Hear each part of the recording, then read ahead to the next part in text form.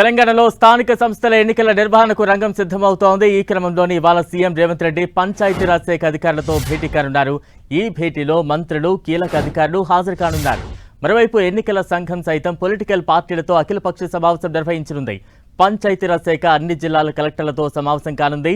ఈ 3 సమావేశాలు స్థానిక ఎన్నికలపై జరగనున్నాయి. ఇక తాజా అప్డేట్స్ అందించేందుకు మా ప్రతినిధి కొండల్ సిద్ధంగా ఉన్నారు. కొండల్, మరికొద్దిసేపట్లో ఇక్కడనే సమావేశం కాబోతున్నారు ముఖ్యమంత్రి రేవంత్ రెడ్డి. పంచాయతీరాజ్ శాఖకు సంబంధించిన ముఖ్య అధికారులు, కీలక అధికారులు, అదేవిధంగా మంత్రులు అందరూ కూడా ఈ సమావేశంలో ఉండబోతున్నారు. పంచాయతీ లోకల్ బాడీ ఎన్నికలకు ముహూర్తం దగ్గర పడుతున్న నేపథ్యంలో ఈ నెల 16, 17 లోపు నోటిఫికేషన్ వస్తుందన్న ఒక చర్చ జోరుగా సాగుతున్న నేపథ్యంలో వాటన్నింటికీ ఒక గ్రౌండ్ ప్రిపేర్ చేసేందుకే ఈ సమావేశం కీలకంగా ఉందని చెప్పుకోవచ్చు. ఈ సమావేశంలో ప్రధానంగా స్థానిక సంస్థల ఎన్నికల నిర్వహణకు సంబంధించి ప్రధానమైన చర్చ ఉండబోతుంది. ఇప్పటికే బీసీ డెడికేటెడ్ కమిషన్ రిపోర్టు ప్రభుత్వానికి అందజేసింది. ఆ రిపోర్టుకు సంబంధించి, ఆ రిపోర్టులో బీసీ రిజర్వేషన్లకు సంబంధించి ఎలాంటి రికమెండేషన్స్ ఇచ్చిందన్నది కొంత ఆసక్తికరంగా మారింది. ఈ నేపథ్యంలోనే బీసీ డెడికేటెడ్ కమిషన్ ఇచ్చిన రిపోర్టు పైన ప్రధానంగా ఈ సమావేశంలో చర్చించబోతున్నారు. దీంతో పాటు స్థానిక సంస్థల ఎన్నికల్లో ముఖ్యంగా సర్పంచ్ రాష్ట్ర వ్యాప్తంగా 12,845 సర్పంచ్, అదేవిధంగా 5,817 ఎంపీటీసీలు, 570 జెడ్పీటీసీలు, వీటన్నింటికీ ఎన్నికలు జరగాల్సి ఉంది.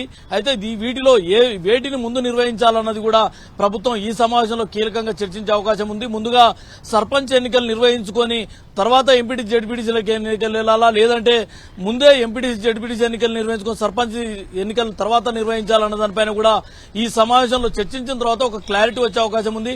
మరోవైపు బీసీ రిజర్వేషన్లకు సంబంధించి ఇప్పుడే పార్టీ పరంగా 42% రిజర్వేషన్లు ఇచ్చేందుకు ఇప్పటికే సీఎం రేవంత్ రెడ్డి ప్రకటించారు. దానికి అనుగుణంగానే పార్టీ కూడా టికెట్లను కేటాయిస్తుందని కూడా చెప్పిన పరిస్థితి. అయితే ఇప్పుడు రిజర్వేషన్లకు సంబంధించి స్థానిక సంస్థల్లో రిజర్వేషన్లకు సంబంధించి ఎక్కడ అంటే వివాదాలకు తావివ్వకుండా పూర్తి పారదర్శకతతో రిజర్వేషన్ల కేటాయింపులు అన్నది ఉండాలన్నది ప్రభుత్వం భావిస్తుంది. దీనికి అనుగుణంగానే ఈ సమావేశం తర్వాత ముఖ్యంగా పంచాయతీరాజ్ శాఖకు సంబంధించి అధికారులకు కీలక ఆదేశాలు జారీ చేయబోతున్నారు.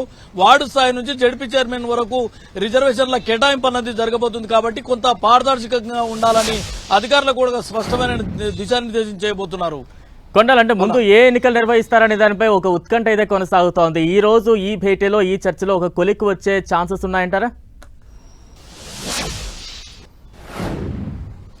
ఖచ్చితంగా ఇది రాష్ట్ర వ్యాప్తంగా కూడా చాలా ఉత్కంఠగా ఎదురు చూస్తున్న అంశంగానే ఉంది. ఎందుకంటే మొదట సర్పంచ్ ఎన్నికల పదవి కాలం ముగిసింది, దాని తర్వాత ఎంపీటీసీ ఎన్నికల పదవి కాలం ముగిసింది. అయితే సర్పంచ్ సర్పంచ్లు అన్నవి పూర్తిగా గ్రామీణ పరిపాలన వ్యవస్థలో చాలా కీలకంగా ఉండే పాత్ర సర్పంచ్ పాత్ర ఉంటుంది. కాబట్టి దీని సర్పంచ్ ఎన్నికలను ముందు పూర్తి చేయాలన్న ఒక చర్చ కూడా ఉంది. ఎందుకంటే కేంద్రం నుంచి రావాల్సిన నిధులు అన్నవి భారీగా గ్రామ పంచాయతీలకు ఉంటుంది. కాబట్టి ఈ వ్యవస్థ లేకపోవడం వల్ల కేంద్రం నుంచి వచ్చే నిధులకు కూడా బ్రేక్ పడిన పరిస్థితి ఉంది.